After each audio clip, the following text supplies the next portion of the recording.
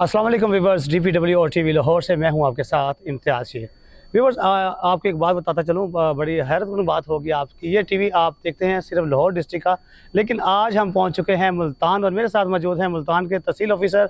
आइए इनसे कुछ बातें करते हैं। अस्सलाम वालेकुम सर, कैसे हैं आप? वालेकुम अस्सलाम।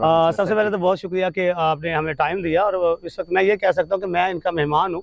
तो बात करेंगे हम बहबूदी आबादी के हवाले से और पूछेंगे कि इनकी सर्विसेज क्या हैं और ये ज़िला मुल्तान में क्या कर रहे हैं, अपनी ड्यूटी कैसे सर अंजाम दे रहे हैं। सर बताइएगा कि इस वक्त आप किस पोस्ट पे काम कर रहे हैं और कितना अर्सा हो गया आपको? जी, मैं तहसील population welfare officer Multan city हूँ और तकरीबन मुझे 20 साल हो गए हैं इस पोस्ट पर काम करते हुए।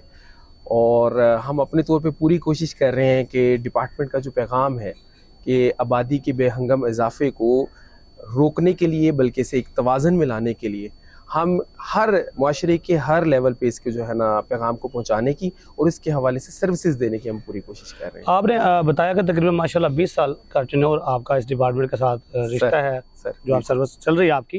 ये बताइएगा कि पहले की निस्बत अगर कंपेयर किया जाए आज 2023 में लोगों को मोटिवेट करना, डिपार्टमेंट का मैसेज देना कितना आसान है, तब की मुश्किलात क्या थी और आज क्या आसानियाँ हैं? जी, इसका आगाज़ हमारा काफ़ी टफ था, क्योंकि पहले हम इस हवाले से कोई पैगाम देने की कोशिश करते थे तो इस हवाले से इतने मिथ्स थे, लोगों के जहनों में इतने सवालात थे कि वो बाज़ औक़ात हमें सुनने पे तैयार नहीं होते थे।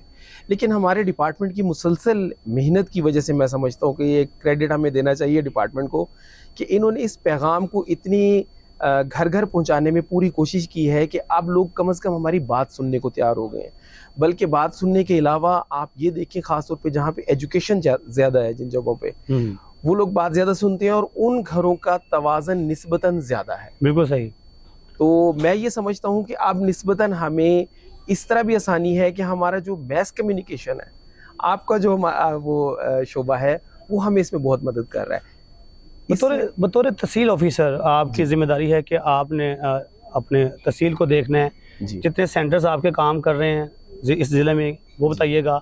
जो आपके स्टाफ जो होता है, जिनको आपने चेक करना होता है, वो तरीकाकार आपका क्या होता है? अगर फील्ड में लोग काम नहीं कर रहे, जिसमें मेल हैं, फीमेल हैं, इंचार्जेस हैं, डेफिनेटली उनको आपने देखना और आपने उनकी मंथली रिपोर्ट लेनी होती है। इस पर थोड़ा सा आप बात कीजिए। इस वाले से ये है कि तहसील मुल्तान सिटी में तकरीबन 28 सेंटर्स हैं। उसमें हमारी मॉनिटरिंग का तरीक़ाकार ये है कि बाकायदा हमारे प्लान्ड टूर प्रोग्राम्स होते हैं, बाकायदा जो टेंटेटिव होते हैं, यानी हम किसी भी सेंटर को जो है विज़िट कर सकते हैं। उसमें जब हम विज़िट करते हैं और अगर खुदा न खास्ता कहीं पे कोई गैर हाज़िरी हो या सर्विसेज का फुकदान हो, सही तरीके से लोगों को डील ना किया जा रहा हो, जो भी शिकायत हो, तो हम उनको बाकायदा एक उनकी मंथली हम उनकी रिपोर्टिंग करते हैं। आपने बताया कि तहसील सिटी में 28 सेंटर हैं जी। ओवरऑल पूरे मुल्तान में सेंटर कितने हैं? 62 सेंटर्स हैं। तो इस तरह से किस तरह डिवाइड किया गया है, किस तरह बाकी लोग इसको तहसील ऑफिसर्स देखते हैं? एक्चुअली सर, इसको डिवीजन जो है वो इस बुनियाद पे नहीं की गई कि तहसील वाइज। उसमें तहसील सिटी में चूँकि आबादी ज़्यादा है, जो जिसे आप कहेंगे कि फी मुरब्बा किलोमीटर जो है गुंजान कितना है, तो वहाँ पे निस्बतन ज़्यादा सेंटर्स बनाए गए हैं। और जो हमारा जो रूरल एरियाज़ हैं, जहाँ पे आबादी निस्बतन कम है, वहाँ पे सर्विसेज को एज हक के राइट के तौर पे देने के लिए वहाँ पे बनाए तो गए हैं, लेकिन चूँकि गुंजानी ज़्यादा तहसील मुल्तान सिटी में है, इसलिए वहाँ पर सेंटर ज़्यादा बनाए गए हैं। अच्छा, आपकी पर्सनैलिटी माशाल्लाह बड़ी खूबसूरत है, तो मैं उम्मीद करता हूँ कि आप अपने मामलात को बड़े अच्छे तरीके से देखते होंगे, बड़े स्ट्रिक्टली भी देखते होंगे। तो ये बताइएगा, जब स्टाफ काम नहीं कर रहा या अपना टारगेट अचीव नहीं कर रहा या गैर हाजिरी मिल रही है, तो उन लोगों के साथ आपका बिहेव कैसा होता है? बड़ा पोलाइटली तरीके से मिलते हैं या स्ट्रिक्टली मिलते हैं आप अपने स्टाफ को? देखिए, इसमें मुख्तलिफ ज़ाहिरी बात है, स्टेप्स हैं। पहले तो हम कोशिश करते हैं कि उनको ज़ुबानी हवाले से ये है कि हम बाकायदा हमारे प्लान्ड टूर्स होते हैं और हम तमाम सेंटर्स के ऊपर बाकायदा मॉनिटरिंग करते हैं। उसमें जिन लोगों की एब्सेंटिज्म होता है या जो लोग प्रॉपर काम नहीं कर रहे होते, तो पहले तो उन्हें ज़ाहिर ज़ुबानी समझाया जाता है। उसे हम कोशिश करते हैं कि उससे पूछें कि आपको क्या प्रॉब्लम है। काउंसलिंग की जाती है कि प्रॉब्लम बताएं जिसकी वजह से आप नहीं आ सक रहे। जिनकी कोई प्रॉब्लम होता है उसे हम सॉल्व करने की कोशिश करते हैं। जिनके प्रॉब्लम नहीं होता, कोई हैबिचुअल होता है, तो तब हम उनकी रिपोर्टिंग करते हैं और उसके खिलाफ सख्त इंज़बाती कार्रवाई जो है वो अमल में लाई जाती है, ताकि बाज़ को ट्रांसफ़र और बाज़ को फिर जॉब से भी बाहर निकाला जा सके। सही। अच्छा, आपने बताया कि आप पहले बड़े आराम से समझाने की कोशिश करते हैं। क्या ऐसा भी होता है कि अगर आप कोई सेंटर विजिट कर रहे हैं और वहाँ पे जो स्टाफ है आपका वो कंप्लीट नहीं है या कहा जाता है कि वो फील्ड में है, तो कभी ऐसा भी दिल किया कि मैं जाके पीछे चेक करूं क्या आया कि फील्ड वर्कर जो है वाकई फील्ड में काम कर रहे हैं या कहीं हैंकी बैंकी में आए इधर उधर घूम रहे हैं? बिल्कुल, इसके हवाले से बाकायदा एक तरीकाकार वज़ा किया गया है। हमारा एक रजिस्टर है जिसको मूवमेंट रजिस्टर बोलते हैं। उसमें हम पहले उसके अंदर उनका टूर प्रोग्राम जो पहले से अप्रूव कराया होता है वो रखा हुआ होता है। उसमें हम उस तारीख के हिसाब से देखते हैं कि इसने किस इलाके में जाना है। जब वो टूर प्रोग्राम के मुताबिक जिस इलाके में जाएगा तो उस मूवमेंट रजिस्टर में वहाँ पे कॉन्टेक्ट पॉइंट लिखेगा कि उस एरिया के अंदर फला कोई भी वहाँ पे इन्फ्लुएंशियल या जो भी वहाँ के कोई आसानी से तलाश किया जाने वाली जगह है, उस जगह का नाम, उस पे किस आदमी से कांटेक्ट करने पे पता चल जाएगा कि ये किस मोहल्ले किस गली में मौजूद है, वो वहाँ पे मेंशन होता है।